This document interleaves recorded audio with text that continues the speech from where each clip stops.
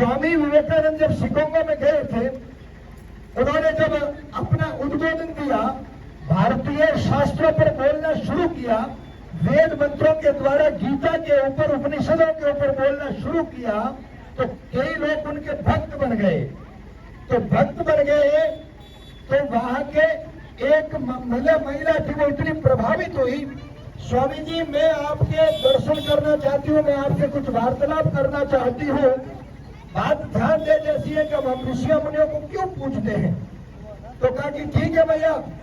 तो उन्होंने कहा कि स्वामी जी, मुझे घुमा करके कहा, स्वामी जी मुझे आप जैसा एक पुत्र चाहिए, मुझे आप जैसा एक पुत्र चाहिए स्वामी जी। तो स्वामी जी ने कहा कि भैया ठीक है, जैसी आपकी इच्छा। उन्होंने इच्छा दूसरी जताई थी। स्वामी जी ने कहा कि अच्छा मेरे जैसा पुत्र चाहिए। स्वामी जी खुद ही उनकी गोद में बैठ गए, स्वामी विवेकानंद की भैया मुझे ही पुत्र मांग ले। इसलिए आज स्वामी विवेकानंद जी को घर घर में पूजते हैं और ऋषि मुनियों को पूजने के लिए ना रात देखते हैं ना दिन देखते हैं, तब जाकर के विश्व में भारतीय संस्कृति विद्यमान होती है। ऐसी संस्कृति के बाद पूज्यपाद परशुराम गिरि जी महाराज और उनके साथ में कई मठों के मठाधीश आपके इस नगर में, इस गांव में उपस्थित हो रहे हैं। तो मेरे साथियों, माताएं बहनों, प्यारे बच्चों, आप सभी के मन में कई प्रकार के प्रश्न उठते होंगे। तो मैं आपके मन के जो प्रश्न भाव उठ रहे हैं वो क्लियर कर दूं कि पहला संकल्प है जातिवाद से मुक्त भारत बनाएंगे। इस यात्रा का एक उद्देश्य पहला, जातिवाद से मुक्त भारत, क्योंकि हमारी विडंबना है, हम सभी महादेव को मानते हैं लेकिन जातियों अलग अलग। अरे भाई जब जरूरत पड़ती है तो रहो, कोई बात नहीं, आप किसी बिरादरी में हो, वो तो एक व्यवस्था बनाई गई है।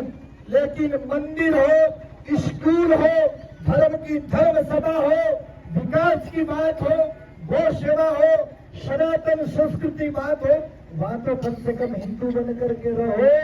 ये हिंदू बन करके सत्य सनातन धर्म के बीजारोहण कर सके, इसीलिए ये यात्रा निकाली जा रही है, जन जन की यात्रा। दूसरा संकल्प है नशा मुक्त भारत। नशा मुक्त भारत कैसे बनाएंगे? आज आप देख सकते हैं जी, आराम से ओम नमः शिवाय। भाई साहब कैसे बनाएंगे? आप जरा विडंबना है कि बड़ी बड़ी कॉलेजों के सामने मादक पदार्थ मिलते हैं।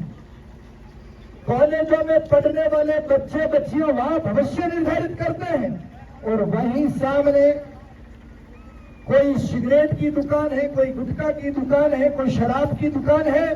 ये दुकानें शिक्षा के मंदिर के सामने कैसे हो सकती है? ये मिटाया कैसे जाए? ये यात्रा इसलिए निकाली जा रही है कि आप सब युवा जगे और उनका विरोध करें कि मंदिर के सामने इस वस्तुओं की जरूरत आवश्यकता नहीं है। एक संध्या काल होते ही हमारी संस्कृति का पतन देखिए। भव्य मंदिर, करोड़ 2 करोड़ 10 करोड़ का मंदिर बनाया गांव लोगों ने सभी मिलकर के, लेकिन जब पूजा पद्धति शुरू होती है संध्या के काल पर, तो पुजारी केवल घंटा लेकर के अकेला ही बजाता है और सनातन के धर्म के लोग, हिंदू समाज के लोग बाहर बैठ करके गप्पे लगाते रहते हैं। एक भी मंदिर के अंदर जाना पसंद नहीं करता।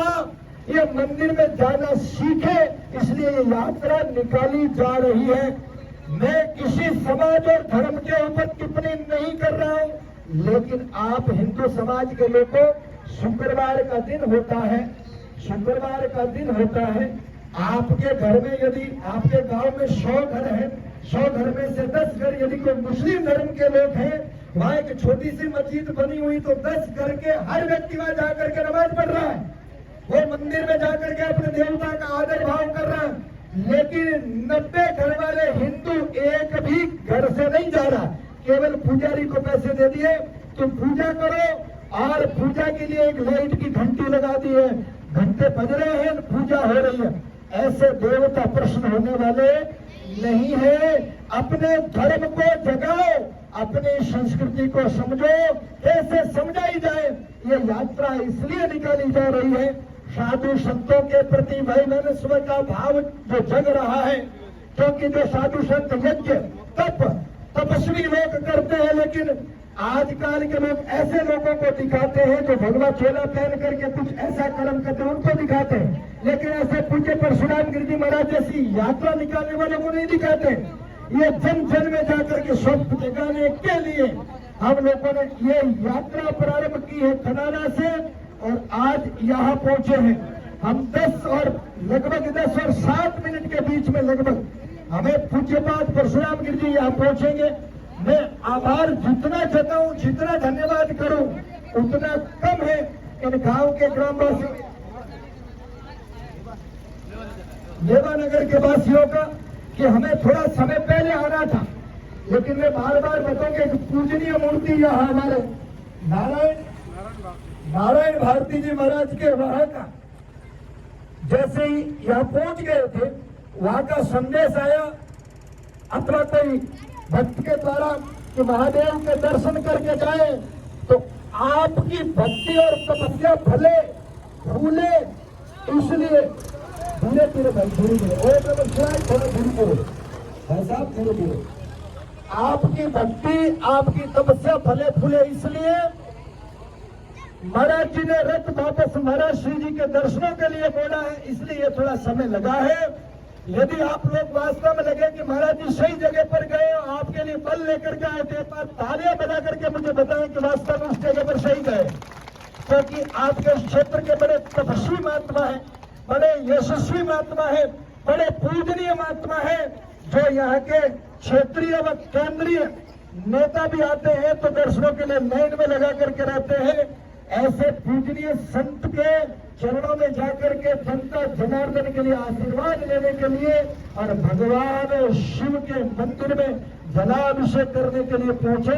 मैं यहाँ सबसे पहले आकर के आप लोगों को बताऊंगा, निराशा न हो जाएगा महाराज बरसात की वजह से आएंगे नहीं, क्या होगा, नहीं भाई साहब ऐसा